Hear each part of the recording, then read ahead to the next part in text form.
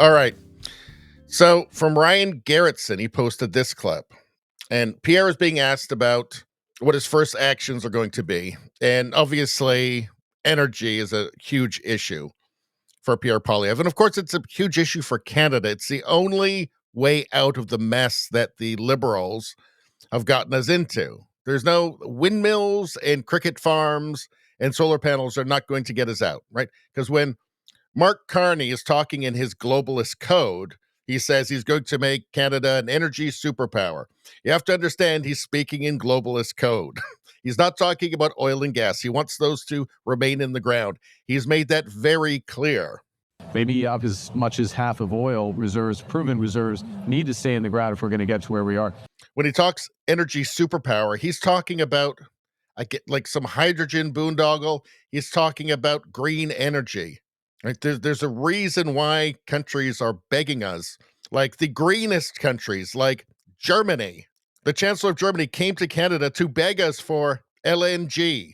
Right? There's a reason they're doing that because the green thing doesn't work. Normally, it doesn't work. It's not enough. This is one of the reasons why Europe is in the middle of deindustrialization. But let's take a look. The question was, what are going to be my first actions on becoming Prime Minister?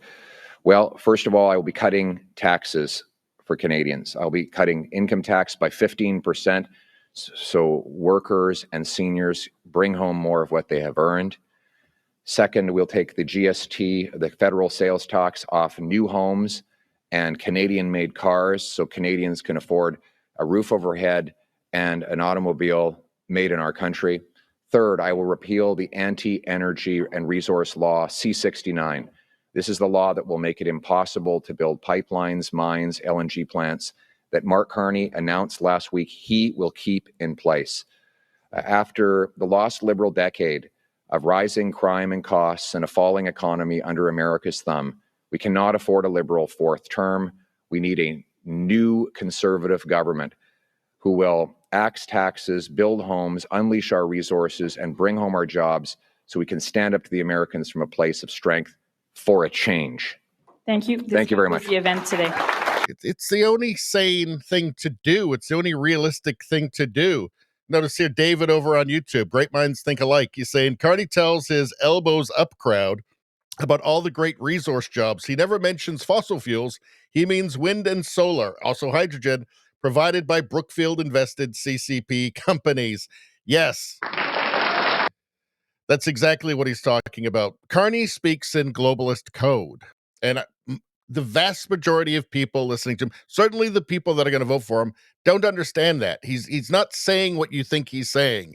He's speaking in globalist code. When he says energy superpower, he's not talking about oil and gas, the things people actually want.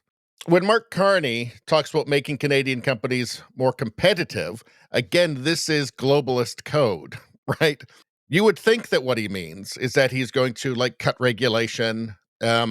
He's going to, smooth over approvals. He's going to cut taxes. He's going to do things that would actually make companies more competitive in the real world and where real people live and real companies succeed. He doesn't mean that.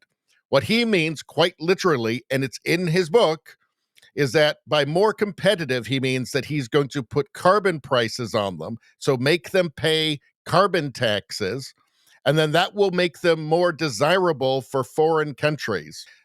That will make them more desirable to do business with for the EU. The EU, which is buying ever more energy from the US and intends to keep buying more because they don't have any of their own, right? So they have to, and the US has no carbon pricing.